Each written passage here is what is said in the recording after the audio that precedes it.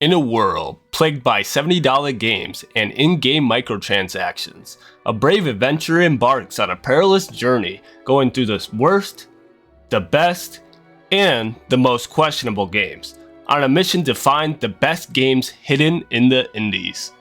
Okay, who the fuck wrote this script? Hey what's up guys, my name is Crash, and today we're talking about Vampire Survivors. This game is honestly really fun, and I can't wait to talk about it. I used to play it a couple years back, but I gotten back into it recently, and it has not changed a bit. It is just as enjoyable as it was before, and now it just has some major changes that add a lot more content. So I'm really excited to talk about it, but before we get into this, I just want to say if you guys enjoy the content, make sure to leave a like and a sub. I am on the road to hit 500, and hopefully we can hit that by the end of the summer. But let's get back onto the video. So what is Vampire Survivors? It's a roguelike shoot 'em up, and honestly, it's one of the better ones I have played. I played a couple of them, and honestly, this one just has so much stuff to do, and it just feels so satisfying playing it.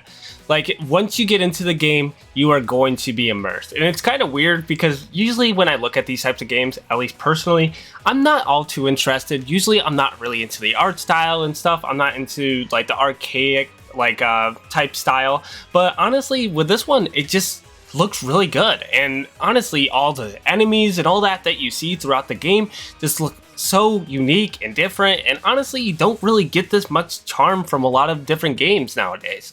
Like honestly, I wasn't expecting this much of like a unique game when I first hopped into it, but it's literally just special in a way. Like sure, there's a whole bunch of other roguelike shoot 'em up type games that are out there, but this one just has like its own spot, if that makes sense. Like it is unique in its own right. So before we get into the gameplay, there is one other major thing about this game, and that is the character variety. There is so many characters in this game. I think there's like 30 altogether, and it's insane how like unique and different they are in like their own ways. Like the first dude you unlock is Antonio. He has a whip, and that attacks enemies from forward and behind. If you're not really into that, you have another guy like Arca, and he has a fire wand, which shoots out a whole bunch of fire. Well, self-explanatory with that one. Poe is a guy that has garlic, and that does like area effect damage to enemies that get close to him. You also have a cleric that throws a potion at the ground, and it does radius effect like damage to those enemies that are getting close to them, which is really fun. And I enjoy the idea that you get to build or play as the character that you want. And there are certain characters that are going to be harder than others, but I think that makes it more fun. Because if you want an easy time or just like a simple run, you can choose a character that is going to have an easy time going through the game, or you can choose someone that might have a little bit more challenge. Like there's a dog in the game, and he's not all too good of a character, but if you want to have that challenge, he is perfect for that. And I actually really like that. Same with this one called Conceretta, I think that's how you say it. She shoots like these horns out. She's not all too great at the beginning, but she gets really strong later on once you do her upgrades. And let's get into the game now. The gameplay is honestly really good. I don't think I have any issues with anything in the game. Like it's just a 30-minute attack enemies, or you can play endless depending on what you want. But we'll talk about like the different types of modes you can put on a little bit later. But pretty much you're just running around, killing enemies, leveling up, and collecting items. It's all like the simple stuff that you see in almost any other roguelike, which is completely fine in my eyes, at least, because they did it right, at least. So when you're running around killing enemies, I see points go up for damage, and my brain is like, point go up, mean more damage. I get a whole bunch of dopamine rush, like going through my brain, pretty much when all that is happening, at least for me.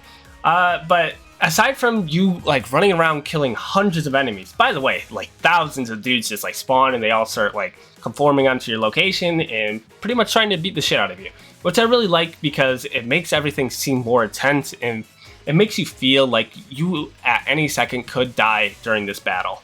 But it can be a little bit easy depending on what characters you pick. You can literally just stomp the floor around every enemy, and they won't even have a chance of killing you, which I also really like. It really does come down to what you really want in your game. Like you can have that challenge, or you don't have to have it at all. The other thing I really like about the gameplay is the evolutions. So while you're collecting items, they have like this evolution that you can get. So base item like the whip is not all too special, but you can get like this upgrade. I think it's called ammonia. It's like a black heart, and it gives you max health upgrades. But if you level up your whip and the ammonia enough, you can end up getting like a cursed whip that does more damage to enemies, and it has a bigger radius of like attacks. Same thing with like the wand. You can find like a upgrade for that, which is like a tome. So if you get the tome, you shoot out like your magic faster, which is cool. I honestly like the idea that like putting certain items together makes them stronger. Now, the only issue I see with like this idea is certain like playstyles will just end up becoming the meta, where you just don't want to use certain items just because why would I use that item when I could use something that's 10 times better? Which I think most people will get that mindset where it's like, well, I don't really need that technically. I could always just run the same meta and have the easy time, but I at least personally enjoy using a whole bunch of different weapon variety. But aside from that, the only other thing that really is noteworthy is the chest and storekeeper. The chests, when you unlock them, it's kind of like a slot machine. So you pretty much get a spin roll of what items you might get from it. And this can go from 1 item to 3 items to 5 items, depending on how lucky you get. So if you're really into gambling, there you go. This game's made perfectly for you because you're pretty much gambling to see how lucky you're going to get. It's the same thing with like you can spin your items to see if you can get a better item, at least when you're picking up weapons. But the last little thing is a guy you can talk about with like store upgrades, and you can buy like certain items from him. Like I buy golden eggs from him, but I'll talk about all that stuff a little bit later when we get a little bit farther into the review. So aside from the gameplay, what's the maps like? Honestly, the maps are really cool. There is only like 5 original stages in the game to play through, but there's also challenges and bonuses to play, depending on if you're really interested in going to check them out. But they all have like a unique flavor, and I'll talk about those in a couple seconds, but let's talk about what type of like upgrades or type of stuff you can put on for like different modes. So there's a mode called hyper mode, which makes every enemy in the game a little bit faster, but you also get a lot more like rewards for playing it on this mode. There's also hurry mode, which cuts the time in half, so instead of 30 minutes it's 15 minutes technically, but it's just going double speed the whole time. You also have inverse mode, where it rotates the whole map 180, so if you're really interested in seeing that, there is that mode as well. And then there's endless mode, where you pretty much just keep going and playing. So it's depending on what you really want. Like and they all give you like certain bonuses for playing on these modes. And if you don't really want to play on them, you don't have to, which I really like. They're just like on the side for people that just want to try out something special. It's the same thing with like the bonuses. Like you go around collecting items on Moonglow, and you get to kind of decide what type of upgrades you want, like throughout playing it, and it's just on the side for honestly for anyone to check out.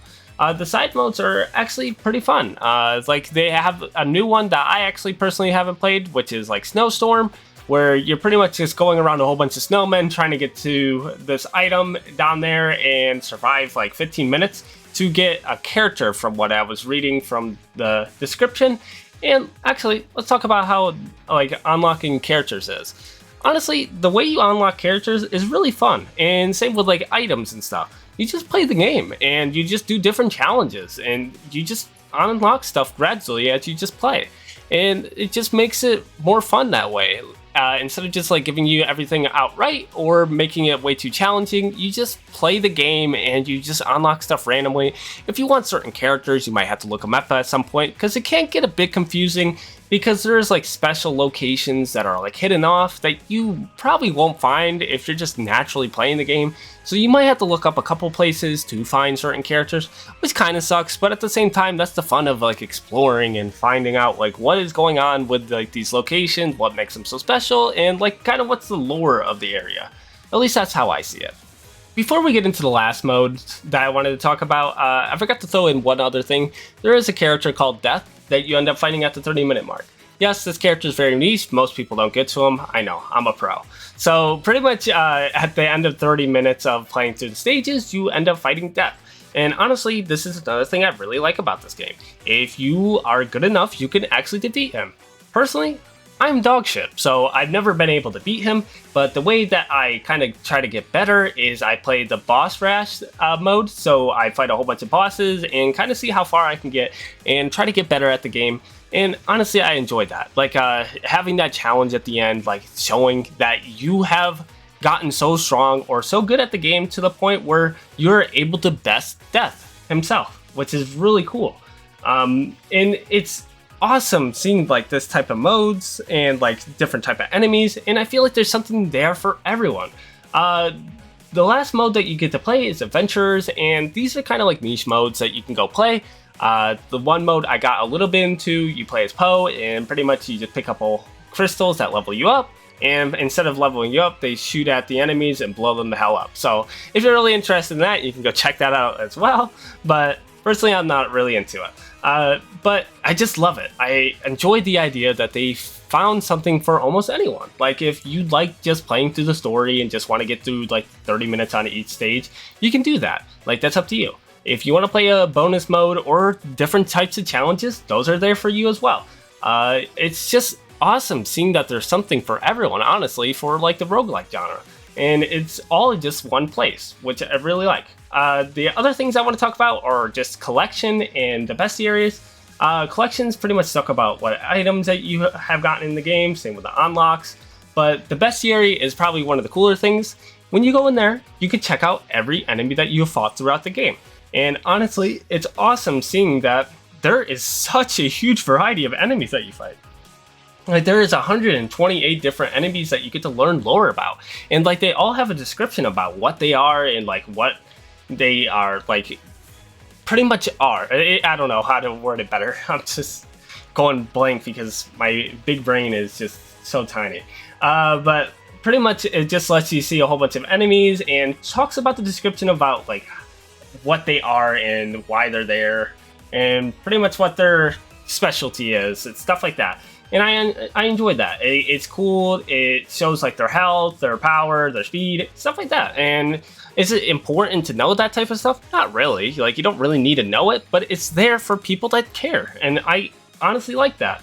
Like there's, like I said, there's something there for almost anyone that is enjoying the roguelike genre. And I feel bad for anyone that has missed out on this game, because honestly, it is a must buy. I would say, even if this game was like $30, I would personally say this is worth buying. It's just that good. And that's how I just feel. Like anytime I go in and play this game, it just feels like this game just has so much value to it. But what even is this game valued at? It is valued at $5.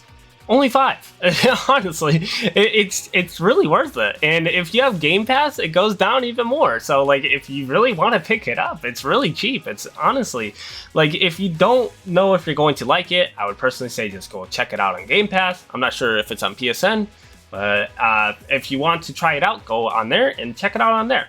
They just added a new DLC and is a crossover with Contra. So if anyone likes Contra, personally, I never really played anything around Contra, but I think I'm going to check out this DLC and see if I'm into that as well, because this game was so well made, like it was perfectly made to the point where it makes me want to check out the other stuff that they worked on or did like crossovers with. And it's really great when games can get you to do that, because most of the time, games, after you're one and done, you usually don't want to go back and check it out anymore, but this game just always has something pulling you in, and it gets a whole bunch of DLCs, and the DLCs aren't even that expensive. I think the Contra one is like $3, so this is for people that really don't have that all too much money, and that's good, because honestly, we need more cheaper games that people are easy to be able to hop into. Like anything, it's really nice to see that there's games for $1 to $5, so people that don't really have that much money to be sparing can go and check out some really good games. And I feel like this one is one of those ones that are worth a check out. But that's probably gonna wrap it up for me, guys. If you guys enjoyed the content, make sure to leave a like and a sub, and if you guys have suggestions for anything else to check out, make sure to leave them down in the comments down below, and I'll see you guys next time. See ya. Oh, and the music's great in this game as well, I just wanted to say.